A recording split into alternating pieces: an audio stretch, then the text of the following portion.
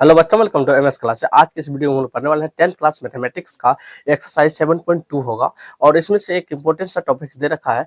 आज हम लोग क्वेश्चन नंबर 6 का ये पार्ट 2 करेंगे। इससे पहले के जितने भी क्वेश्चन था सभी को हम लोग सॉल्व कर रखे हैं। आप नहीं देख रहे जाकर प्लेलिस्ट में आप देख सकते हैं। इसमें 4 बिंदु दे रखा है और हमको ये पूछता है, आप ये बताइए चतुर्भुज का ये शीर्ष है या नहीं है, यदि है तो ये कैसा है।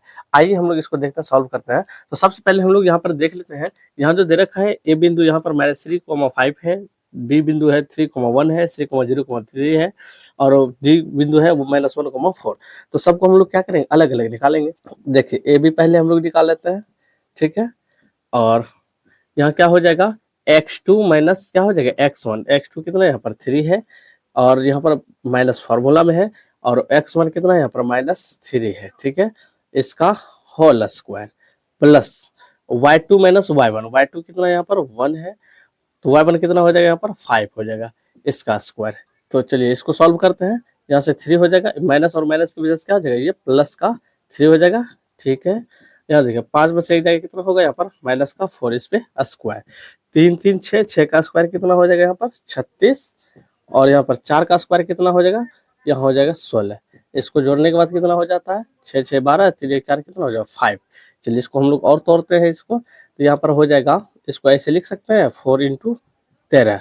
तो और देखिए 4 का वर्गमूल कितना आता है 2, 13 का वर्गमूल आता है, रूट के क्या रहेगा अंदर फंसा हुआ रहेगा, ठीक है। चलिए पहला पार्ट हुआ। आइए अब अगला भुजा निकालते हैं, बी और सी को लेते हैं यहाँ पर। तो बी सी बराबर यहाँ से निकालते हैं, रूट दीजिए यहाँ पर। x2 माइनस क्या होता है x1। x2 कितना यहाँ पर 0 है, x1 कितना यहाँ पर माइनस का यहाँ पर हो जाएगा 3 का स्क्वायर प्लस y2 कितना यहाँ पर 3 है और यहाँ पर y1 का मान कितना हो जाएगा 1 का स्क्वायर। चलिए यहाँ से सॉल्व करते हैं। यहाँ पर जो 0 में से 3 जाएगा कितना बचेगा यहाँ पर माइनस का 3 का स्क्वायर, 3 में से 1 जाएगा कितना बचेगा यहाँ पर 2 का स्क्वायर। चलिए 3 का स्क्वायर करते हैं कितना होता है 9, 2 का स्क्वायर कितना होता है 4। अब यहाँ से देखिए इसको जोड़िए, 9 4 कितना हो गया यहाँ पर 13। 13 का तो वर्गमूल निकलता नहीं, ये क्या हो जाएगा, ये फंसा हुआ रह जाएगा। चलिए बी सी के बाद अब हम लोग क्या करेंगे, सी डी भुजा निकालेंगे। तो सी और डी लिखेंगे, यहाँ पे रूट दीजिए। देखिए इसका क्या था x2 माइनस x1। x2 कितना यहाँ पर माइनस का 1 और x1 कितना यहाँ पर दे रखा है 0 का स्क्वायर प्लस। अब देखिए y2 माइनस y1। y2 कितना यहाँ पर माइनस का 4 और y1 कितना यहाँ पर माइनस का 3 का स्क्वायर। चलिए यहाँ कैलकुलेशन करेंगे तो -1 होगा इसका स्क्वायर और यहाँ से माइनस में 3 माइनस 4 कितना हो जाएगा माइनस का 7 का स्क्वायर। चलिए -1 का वर्ग करेंगे कितना होगा 1 होगा, -7 का वर्ग करेंगे कितना होगा यहाँ पर 49 हो जाएगा, ठीक है। यहाँ पर चलिए इसको कैलकुलेशन करेंगे तो कितना होगा 50। इसको हम लोग ऐसे लिख सकते हैं 25 × 2। 25 का वर्गमूल कितना 5 हो जाएगा और ये रूट के बाहर आ जाएगा और 2 का वर्गमूल आता नहीं, ये क्या रूट के अंदर फंसा हुआ रहेगा, ठीक है। चलिए अब हम लोग निकाल लेते हैं ए डी, ठीक है। तो यहाँ पर ए डी हो जाएगा, यहाँ पे लिखिए तो x2 माइनस x1। x2 कितना है यहाँ पर माइनस का 1 और x1 कितना है यहाँ पर ये माइनस और फॉर्मूला माइनस क्या हो जाएगा यहाँ प्लस का 3 स्क्वायर हो जाएगा यहाँ पर प्लस। अब देखो y2 माइनस y1, तो y2 कितना है माइनस का 4, यहाँ हो जाएगा माइनस का 5, ठीक है, इस पे स्क्वायर। तो यहाँ पर देखिए 3 में से एक जाएगा कितना बचेगा यहाँ पर 2, इस पे स्क्वायर प्लस। यहाँ देखिए माइनस और माइनस की वजह से प्लस हो जाएगा, मतलब जुड़ जाएगा, ये कितना हो जाएगा माइनस का 9 का स्क्वायर। चलिए इसको कैलकुलेशन करते हैं तो दोनों कितना हो जाएगा 4 और इसका वर्ग करेंगे कितना हो जाएगा 81 और यहाँ से ये कितना हो जाएगा ये 85। इसका तो वर्गमूल आता ही नहीं है। तो ये सवाल क्या पूछा था, चतुर्भुज है या नहीं। तो थोड़ा सा आप लोग बेसिक में ध्यान दीजिएगा। मान के चलिए यहाँ पर एक बिंदु है, यहाँ भी एक बिंदु है, यहाँ भी एक बिंदु है, 3 बिंदु है और कहीं पर एक बिंदु यहाँ रहेगा। यदि हम इसको चतुर्भुज बनाएंगे तो इस प्रकार से ये बनेगा। ये कभी भी चतुर्भुज कहलाएगा नहीं कहलाएगा, ये क्या कहलाएगा, ये त्रिभुज कहलाएगा, ठीक है। तो मतलब क्या, यहाँ पर देखिए एक चीज और यहाँ पर ध्यान दीजिएगा कि किसी का भुजा जो है ना आपस में बराबर नहीं आ रहा है। तो चलिए हम लोग इसको क्या करते हैं, थोड़ा सा यहाँ पर ये होने का तो इस प्रकार से होगा। एक बिंदु मान के चलिए यहाँ है, एक बिंदु यहाँ है और यहाँ है। मान के चलिए ए है, ये बी है, ये सी है, ये कितना है डी है।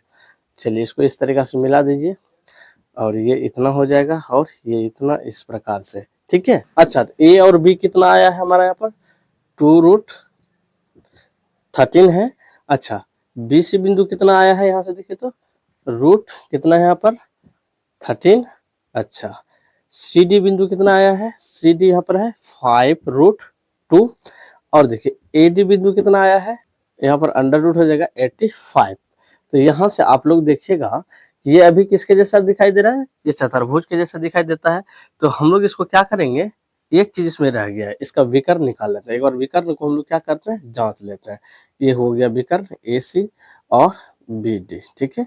इसको हम लोग देख लेते हैं एक बार।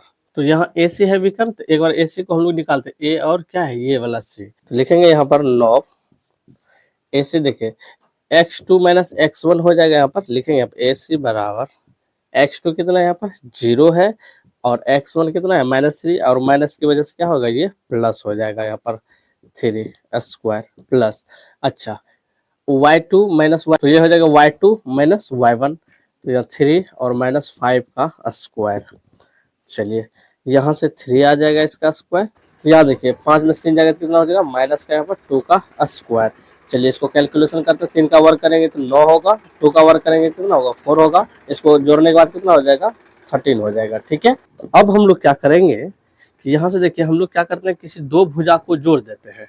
मतलब AC को जोड़ देते हैं किसके साथ, BC के साथ। देखते हैं इसका परिणाम क्या आता है।